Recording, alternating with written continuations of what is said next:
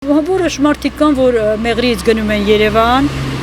գյուղերից է գայիս են Մեղրիում են ապրում, այսպես։ Բայց օրինակ Կապանում շատ կա, ես որ գնում ես Կապան, զգում ես ինչքան շենքեր են հանգած, լույսեր են, էլի բնակարաններ լույսեր հանգած, ասում են, որ շատ են գնում Ռուսաստան, հատկապես Ռուսաստան, Կապանից Ռուսաստանը շատ են։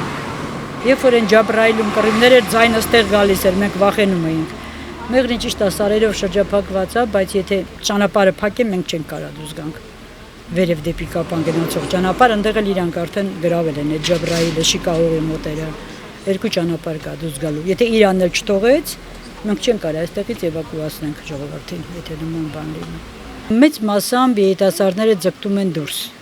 Ինչքան որ ես գիտեմ, իմ երեխաները կոնկրետ են դրսում են կրթության առումով, ամեն ինչի առումով իրանք գտնում են, որ այնտեղ ավելի լավ կրթություն կարող են ստանալ, այնտեղ են իման։ Աշխատատեղ կա հասարակ բանվորների համար։ Օրինակ ագարակում, կոմբինատում կարող են մարդիկ գնան գիշերային սմեն, չգիտեմ, աշխատեն պղնձամոլիբդենային կոմբինատում։ Զինված ուժերի բանը կա, այն աշխատել այնտեղ աշխատում է։ Զինված ուժերի մոտ պայմանագրային զինծառայողներ կարող են աշխատել։ Որտեղ ոսկու հանքը ունենք, հանքեր ունենք տարբեր տեսակի, որոնք ընդունում են բանվորներ, գիշերային սմեն, ցերեկային սմեն, հանք մտնող, հանքում աշխատող, ճանապարհաշինարարություն կա, դա էլ կարող են անել, բայց հետաքրքիր է նա, որ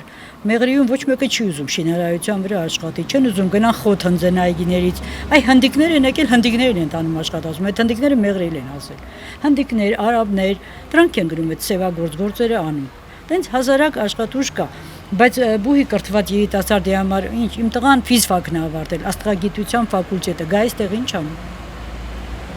որտեղ աշխատի, հնարավոր չի, տնտեսագետները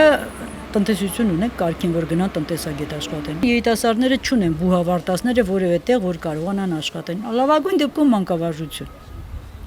բայց ոնց հասկանում ենք մանկավարժություն հիմա շատերը փախնում են, կոնկրետ ինձ շատ անգամ են հրավիրել, մեր տնօրենը շատ անգամ է կանչել, որ ես գամ էլի դպրոցում աշխատեմ, բայց ես ինքս չեմ ուզում գալ արդեն։ Իսկ ինչի է խուսափում։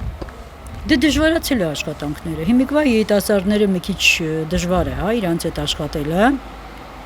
բացի դրան նոր ծրագրեր, նոր բաներ են մտցրել ու դրանց համար պետք է շատ աշխատի մարդ իր վրա, այսինքն հիմիկվա բուհերը պետք է նման ձևով կրթություն տան, իրանց համար արդեն հեշտ կլինի, նախկին մանկավարժի համար դժվար է հարմարվել հիմիկվա պայմաններին, ինձ թվում է եւ նա երիտասարդությունը մեծ մասը չեն ուզում սովորեն կոնկրետ, մեծ մասը, ծուլիկանում են, չեն ուզում լավ սովորեն։ Եթե խոսքը վերաբերում է ուղիների բացման մասին, բոլորս կողմ ենք դրան բնականաբար, բայց վերահսկողությունը մեր կողմից լինի։ Ալիևի ասելով իրանք պետք է չհսկենք, իրանք ինչ ուզեն տանեն։ Միգուցե զենք են տանում, տանկեր են տանում, մենք չիմանանք մեր տարածքով ինչ են տանում։ Ցանկացած պետություն մաքսային կետեր ա դնում, ես ստուգում, չէ՞, միջև վերջի այդ պայուսակը տեսնան ինչ են տանում, ոնց կարելի է տենց ազատ թողնել։ Բոլորս էլ մտածում ենք, եթե մի գործ ենք ուզում անենք, մտածում ենք արժե անենք, թե չարժե անենք, նույնիսկ։ Բայց մեր սրտի խորքում ոնց որ վստահ լինենք, որ ոչ մեկը չի կարա մեզտեղից քշի հանի ուժով, չի կարա։ Մենք մինչև վերջ էլ կմնանք այստեղ եւ կպայքարենք մինչև վերջ։ Միջանցքի հարցով բնականաբար եթե միջանցք լինի Մեղրի մեջով ես չգիտեմ ինչքան տարածք պետք է վերցվի։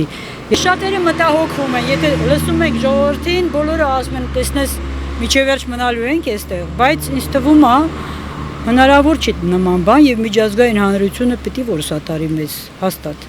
Արցախը կորցնելուց հետո չպիտի մեզ էլ նորից մեր Մեղրին կորցնեն։ Դիվանագիտություն, պետական կամ դրանք բոլորը բարձր մակարդակի վրա պիտի լինեն։ Մենք դա հենց չենք տեսնում։ Անվտանգության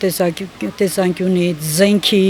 մենք իմանանք, որ բավարար քանակությամբ զենք ունենք, որ մենք հանգիստ սրտով այստեղ ապրենք։ Իմանանք, որ Աստված մի արասցե Ալիևը հարձակվի Մեղրիի վրա, օդը կփակեն, ոչ թե նախկինի նման, Արցախի նման Առաջ պետք է մեր սահմանները ամրապնդենք, հետո նոր դրանց մասին մտածենք։ Արցախում էլ արտասահմանից լիքը կոտեժներ, տներ սարքեցին,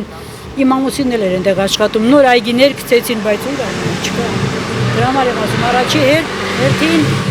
անվտանգությունը, զենքը, սահմանների ամրապնդումը, զինվորականներին շահագրգռեն, որ իրեն գնան աշխատեն։ Որպես զինվոր, որպես, չգիտեմ, պայմանագրային աշխատող, թե ոնց ամենայն դեպս ուժեղացնենք բանակը։ Առաջին հերթին դա, եթե մենք ուժեղ լինենք, ոչ մեկը ռիսկ չի անի մեզ վրա ձեռք բարձրացնի անպայման ու գտնենք հարմար եւ լավ դաշնակիցներ։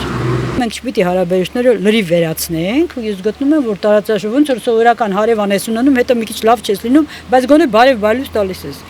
Բայց ոչ բոլոր քո ամեն ինչը տալիս ես իր ձեռքը։ Նույնը Ռուսաստանի նկատմամբ։ Մենք շատ հայեր ունենք այնտեղ ապրող բնականաբար, չենք կարող 100%-անոց կտրել կապերը Ռուսաստանի հետ, ոնց որ մեկ-մեկ բարձրաձայնում են, բայց ամեն դեպքում մենք տնտեսությամբ էլ ենք կապված շատ Ռուսաստանի հետ, այդքան արտահանումներ, բան ունենք, բայց մենք պետք է հարաբերությունները պահենք, ոնց որ ասում են, նորմայի սահմաններում, ավելին չպիտի իրանց ձեռքը տանք։ Մեծ ոլորտները չպիտի տանք իրանց ձեռքը։ Իրանի հետ էլ, բայց էլի զգուշավոր, ես տենց եմ կարծում։ Իրանը թեպետ եւ մեր հարևանն ամեն դեպքում մեզ օգնում է, բայց ինքը նաեւ սատարում Ադրբեջանին, ամեն դեպքում մուսուլմանական երկիր է։